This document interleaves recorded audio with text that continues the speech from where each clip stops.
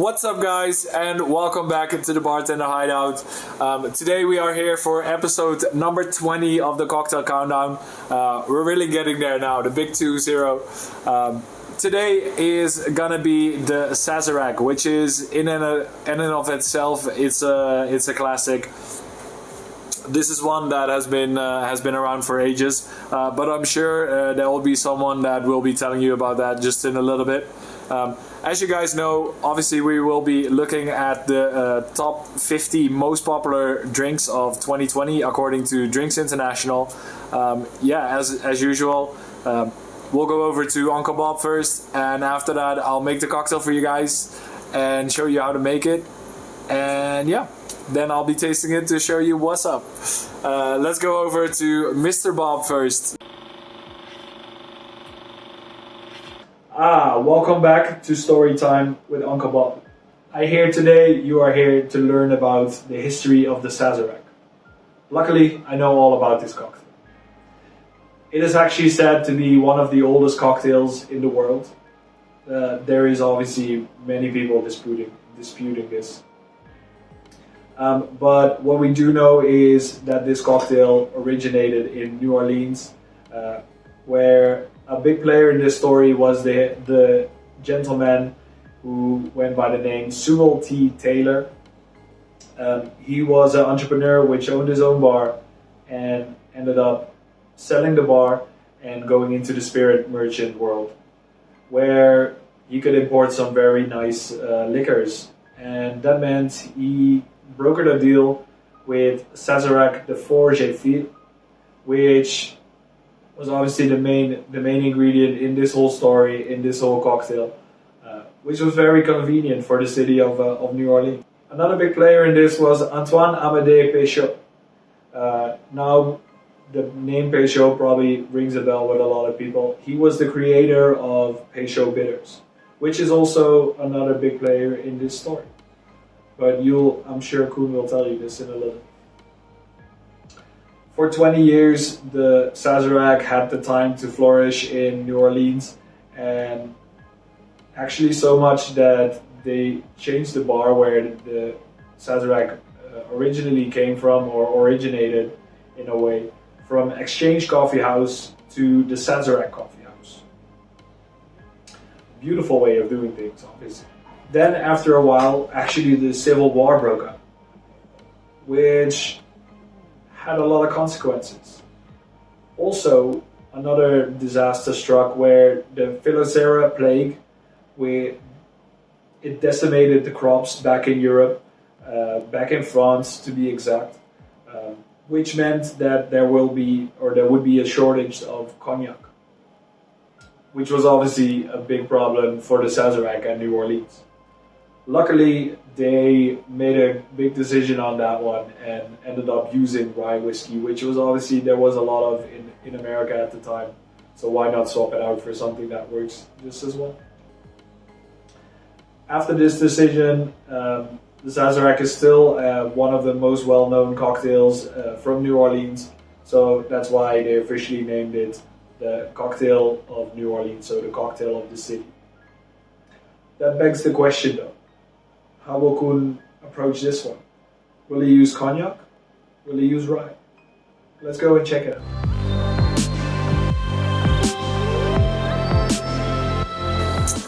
Welcome back, guys. I hope you had a good time with Uncle Bob and he told you something you didn't know yet. Let me explain some stuff that you might not know yet either. Let's get into making this Sazerac. I have my mixing glass here. That means obviously that we're going to be mixing the drink in our mixing glass.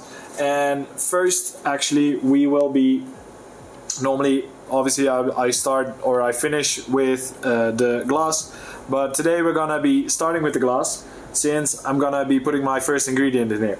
So I'm going to put this aside for now, and we're going to start off with our absinthe. I have a Rotnick's Absinthe Classic here. Again, whatever absinthe you can get your hands on, it definitely works. What we're going to do is we're going to rinse the glass, so we only need like a little bit of absinthe. It's just to give that extra flavor to the cocktail. So what we do is we put some absinthe in here, and then we'll just roll it, just so we get a nice little rinse around the glass. You can just roll it like this, or you can go a little bit more fancy, go like that, and then in the end it's the same. All your absinthe will be gone already, so make sure you have a cleaner for that. And that's the main thing that we have to do for this one. So we can get rid of the absinthe now. That's going to be in the glass with the flavor for now. But let's get to the real nitty gritty. We'll get into making this cocktail. This is, as you know from Uncle Bob, this is one of the very early ones. So not a lot of ingredients like with some of the other upcoming cocktails that we have.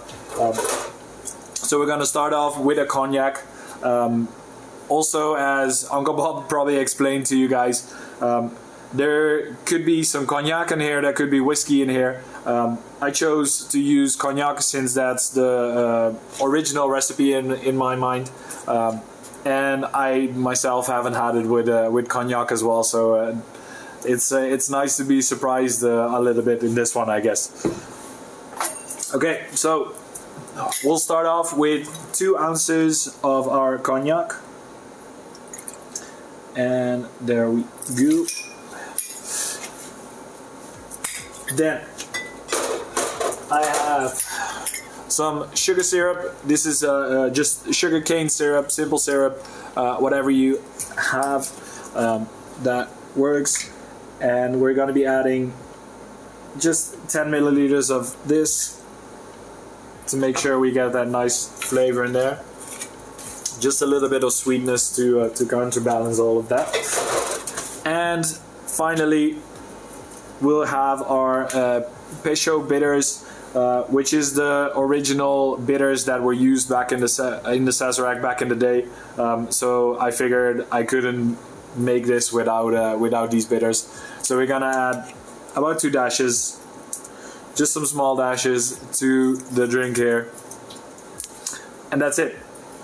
So only a few ingredients, can get rid of that, and then we're up to the stirring part. So we'll add some ice first.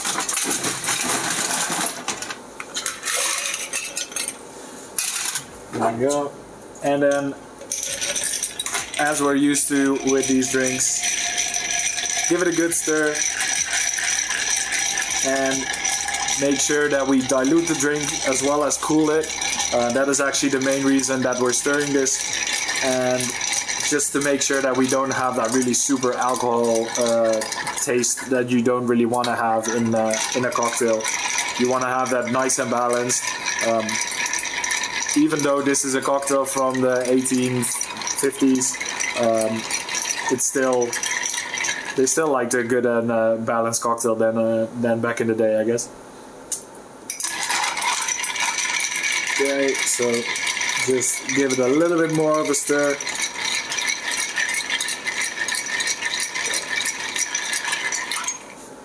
There we go. Then add some ice to our glass, and we are ready to pour this one.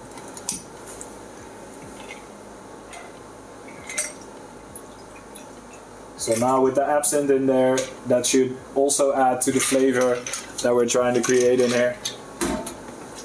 And obviously this drink isn't complete without a garnish, so we'll just be grabbing a lemon peel and give that a little cut, and then just squirt that over the Sazerac. And that goes in there. And there we go, guys. That's our Sazerac. Okay, let's have a taste and see what this cognac does to the Sazerac.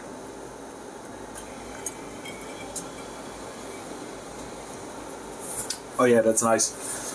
I'd say that's a lot more mellow than I expected it.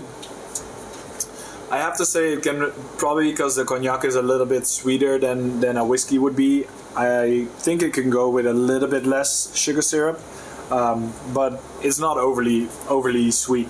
So you can definitely go with the recipe that I had here. But if you're not from the really sweet cocktails, just dial it down a little bit.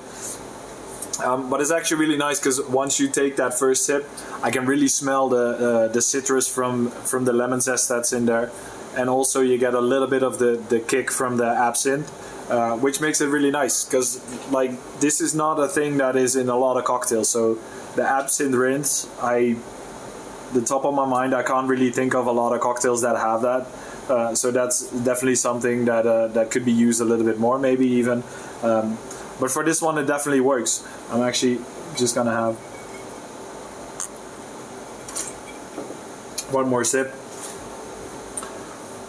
Yeah, I'm honestly surprised that this is so low on the list. Or, I mean, 20th place is not that low with a list like this, but. I feel like personally this one could be a little bit higher up on the list, but yeah, I think it's mainly a thing of what people don't really know this drink yet, or maybe they're just not maybe they just don't like the cognac or the whiskey, or if they're not whiskey lovers. So I think this one definitely needs a little bit of a bump up on the list, but that's obviously not for me to decide. Yeah, I think that's all that I'm gonna leave you with for this week with the Sazerac. Make sure, if you enjoyed this episode, to leave a comment, and also like and subscribe if you like what we're doing. We do it with a lot of care. Make sure to hang around for the next video to check out what's going on, and yeah, I guess I'll see you guys next week. Ciao.